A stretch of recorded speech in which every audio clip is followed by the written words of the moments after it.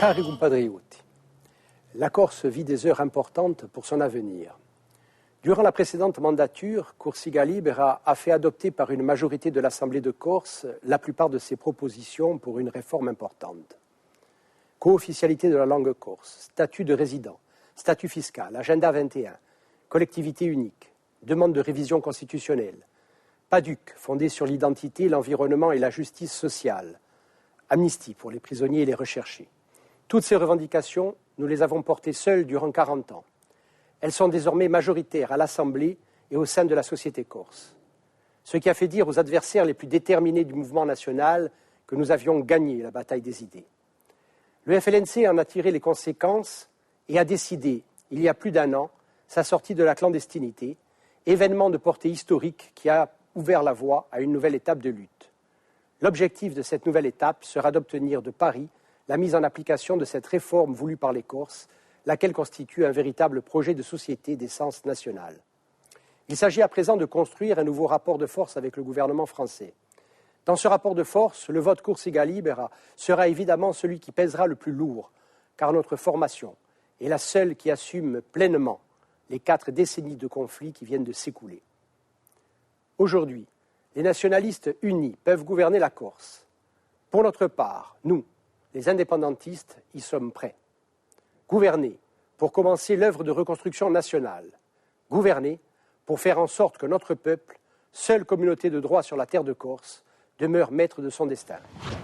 Cari Gorti, notre capacité à instaurer un véritable développement économique sera l'enjeu de ces prochaines années. Les choix opérés jusqu'à aujourd'hui ont conduit à l'accroissement des inégalités, du chômage et de la pauvreté. Pour Corsica Libera, le choix est clairement celui de la maîtrise de notre développement, durable, solidaire, fondé sur l'éducation, l'identité, l'environnement et la justice sociale. Nous avons contribué à ce que le nouveau PADUC intègre les principes d'un développement productif au service des Corses. Notre économie subit une pression migratoire trop importante. Nous importons 90% de ce que nous consommons. Ce constat contraste pourtant avec nos potentialités réelles. La Corse n'est pas pauvre, elle a été mal gérée et appauvrie.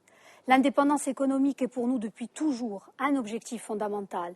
Elle se fonde sur la maîtrise de nos transports, par la création de la compagnie publique maritime, sur la souveraineté énergétique, la souveraineté alimentaire, afin de produire ce que nous consommons, de créer des emplois en ouvrant de nouveaux marchés.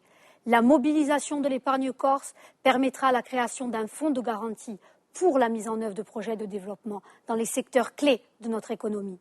L'indépendance économique, c'est aussi la compétence fiscale, permettant à la Corse de percevoir l'impôt. Nous pourrons alors supprimer les droits de succession pour la quasi-totalité des Corses, à l'exception des grosses fortunes, donnant ainsi un coup d'arrêt à la dépossession programmée de notre patrimoine. Nous pourrions ainsi instaurer une fiscalité incitative pour les zones rurales, en créant des zones franches et des mesures adaptées à nos entreprises artisanales et commerciales. L'indépendance économique, c'est encore la formation des hommes, en adéquation avec les besoins du territoire, en encourageant la recherche et l'innovation. Enfin, à la décorcisation systématique des marges d'exclusion par excellence, doit être substituée une politique privilégiant l'emploi local dans les secteurs publics et privés. Depuis toujours, Corsica Libera est présente aux côtés de tous les travailleurs corses. Pourtant, avec plus de 22 000 demandeurs d'emploi, dont une très grande majorité de jeunes, notre peuple se retrouve contraint à l'exil ou dans l'obligation d'accepter des emplois précaires. Ces emplois, sous-rémunérés, engendrent un appauvrissement des Corses, les privant d'accéder à la propriété et de pouvoir vivre décemment sur leurs terres. Les politiques de restriction budgétaire menées ces dernières années n'ont fait qu'aggraver cette situation. Corsica Libera est partie prenante du courant anti-austérité. En Corse, comme ailleurs, ces inégalités sont la cause principale de la crise. Mais ce n'est pas une fatalité. Il a été démontré que les pays qui investissent de manière significative dans les domaines de l'éducation et de la formation sont ceux qui réussissent à créer le plus de richesses et de bien vivre pour leurs citoyens. Corsica Libera proposera d'augmenter massivement les investissements dans ces domaines pour créer de l'emploi qualifiant, favoriser l'égalité des chances et lutter contre la précarité et le clientélisme. Cette politique doit être accompagnée de la mise en œuvre effective de la corcisation des emplois, qui est une de nos revendications historiques. Nous exigerons que les cadres formés par l'Université de Corse soient prioritaires dans l'administration et dans le secteur privé. L'avenir que nous voulons offrir à nos enfants n'est pas celui de la précarité, de l'assistanat, et encore moins celui de la spirale mortifère de l'argent facile. La Corse dispose de richesses considérables que Corsica Libera exploitera en mettant en œuvre une politique socio-économique valorisant les potentialités de notre pays, tout en veillant à une plus juste répartition des richesses. Su progetto volemo portare con voi, per voi. Allora aiutateci e costruiamo insieme una Corsica libera, maestra di uso destino. Buttate per la Corsica Nazione, buttate per voi, buttate Corsica libera.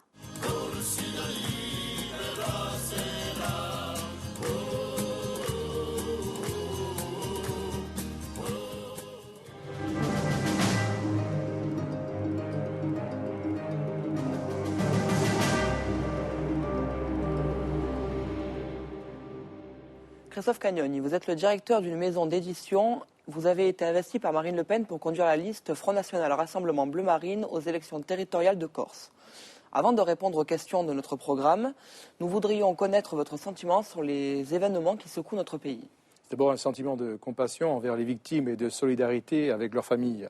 Mais c'est aussi un sentiment de colère devant le laxisme coupable de notre gouvernement. Selon vous, la Corse est-elle à l'abri de menaces terroristes ? Je reste pessimiste malgré les déclarations rassurantes de nos autorités. Combien de temps pourrons-nous résister à l'invasion migratoire ? En tout cas, une fois élus, nous demanderons un vote pour un retrait immédiat de la motion Corse, terre sans expulsion. Il faut effectivement éclaircir ces positions. Mais d'une manière globale, en termes de sécurité, que propose le Front National ? Les actions et les solutions préconisées depuis longtemps par Marine Le Pen doivent être appliquées au niveau national, comme l'arrêt de l'immigration ou la suppression de la double nationalité. À des situations radicales, on doit apporter des réponses radicales et définitives. Pour revenir au cadre des élections territoriales, quel bilan faites-vous de l'actuelle mandature ? Chacun peut voir que le bilan est désastreux, comme le souligne d'ailleurs le rapport de la Chambre régionale des comptes. Des dépenses de fonctionnement en hausse de 64 millions d'euros, une dette en progression de 68%, un investissement en chute libre. Si on continue, c'est le budget des citoyens qui va exploser. Ainsi que les impôts locaux. Et quelles solutions préconisez-vous pour remédier à cette situation ? Nous voulons que la collectivité soit exemplaire dans la gestion de l'argent public. Nous veillerons en particulier à limiter rigoureusement les frais inutiles et demanderons le gel des impôts et des taxes perçues qui asphyxient le contribuable insulaire. Évoquons un sujet qui intéresse l'avenir et la formation des jeunes, l'Université de Corse. Comment définissez-vous sa place dans l'environnement institutionnel ? Aujourd'hui, l'Université de Corse a la responsabilité de former les jeunes étudiants qui seront les futurs cadres de la Corse. Il faut donc impliquer plus étroitement l'université dans tous les aspects de la vie insulaire, car il est inutile d'aller chercher hors de Corse ce que nous avons chez nous. Il faudra aussi assurer les conditions de vie et de logement décentes à nos étudiants. Je suis convaincu que c'est un pari sur l'avenir 100% gagnant pour les jeunes et pour la Corse. Et pour celles et ceux qui ne passent pas par la filière universitaire, que proposez-vous ? Il faut faire en sorte que les formations offertes correspondent réellement aux besoins de la Corse et les subventionner en fonction des résultats obtenus. La collectivité doit faire preuve de rigueur et nous y veillerons. L'accès à l'emploi reste la principale préoccupation des jeunes dans notre région. Ici, nous avons un taux de chômage record et près d'un quart de la population sous le seuil de pauvreté. Quelle réponse comptez-vous apporter à ce scandale ? La réponse est globale et surtout conditionnée à un véritable développement économique, s'appuyant entre autres sur la commande publique. Nous pensons que sur des marchés publics, il faut faire travailler prioritairement les entreprises locales et une fois élus, nous ferons voter une clause de préférence régionale pour ces marchés publics. Nous soutiendrons également les secteurs de l'économie insulaire, de richesse et d'emploi comme l'artisanat, les TPE, PME, le tourisme, la plaisance. C'est le devoir de la CTC.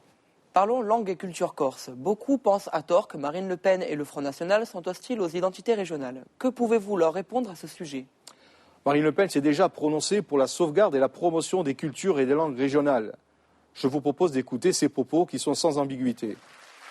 Mais je voudrais dire aussi à tous les Corses, à toutes les Corses, à ces femmes et à ces hommes que la France aime tous ses enfants.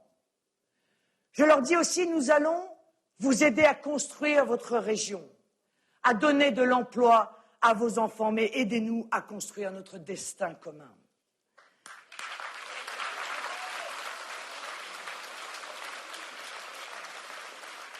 C'est la raison pour laquelle c'est ici, parce qu'il y a une résonance particulière, ici en Corse, que j'annonce, sur cette terre chargée d'histoire que je réunirai dans chaque région française, des commissions d'universitaires et d'historiens afin qu'au terme de leurs travaux, les programmes d'enseignement incluent obligatoirement l'apprentissage de l'histoire aussi du territoire dans lequel on vit, où on a choisi de vivre.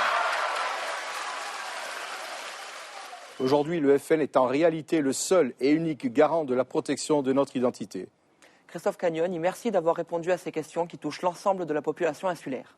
Pour conclure notre entretien, quel est le message que vous adressez à nos compatriotes ? C'est un message d'espoir. J'appelle les patriotes de toute tendance à nous rejoindre dans notre combat. En votant pour la liste Front National Rassemblement Bleu Marine, vous votez pour vous, pour les vôtres et pour l'avenir de nos enfants.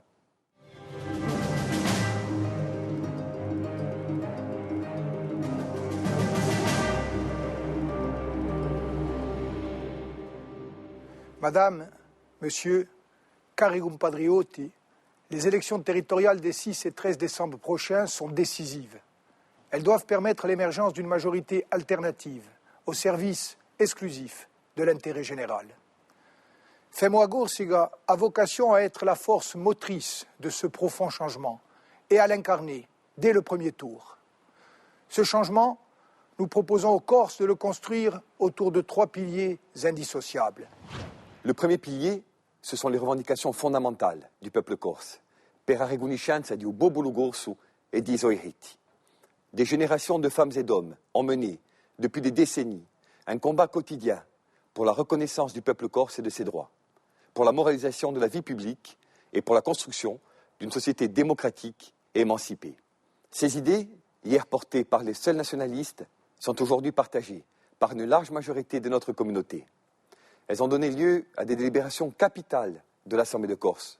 Vote sur la co-officialité de la langue corse, la politique foncière et le statut de résident, le statut fiscal dérogatoire et l'arrêté Mio, l'inscription de la Corse dans la Constitution, la question du rapprochement et de l'amnistie des prisonniers politiques. Femo Agursiga s'engage à faire de ce premier pilier une priorité absolue.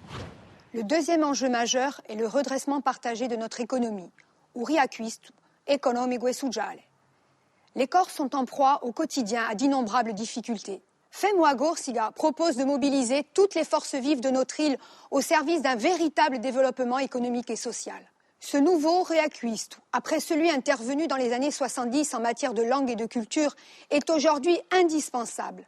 Il passe par la maîtrise de nos secteurs stratégiques, énergie, eau, transport, infrastructures, gestion des déchets.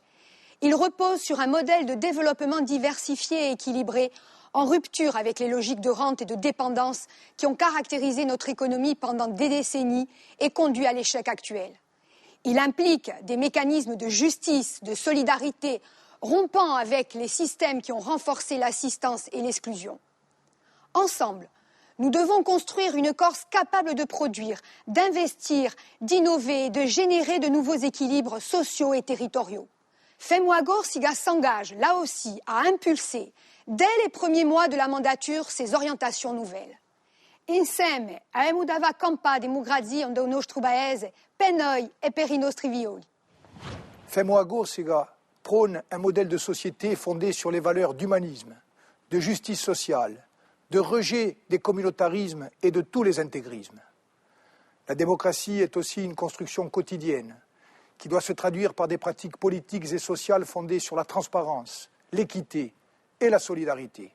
La situation s'est considérablement aggravée ces dernières années avec une opacité préoccupante en termes de gestion et des inquiétudes grandissantes quant à un fonctionnement normal et sain de nos institutions. Femo Agursiga s'engage, là encore, à placer la démocratie réelle au cœur de ses fonctionnements et de chacun de ses choix, dans tous les domaines de la vie publique, marché public, vie des administrations et des institutions, recrutement, relations avec la société civile. Un chemin existe aujourd'hui pour construire un pays émancipé, apaisé et rassemblé. Il revient désormais à chaque Corse, en son âme et conscience, de se déterminer. Madame, Monsieur, je veux m'adresser à chacun d'entre vous. Déterminez-vous en conscience, en femme et en homme libre. La victoire se joue dès le premier tour, le dimanche 6 décembre.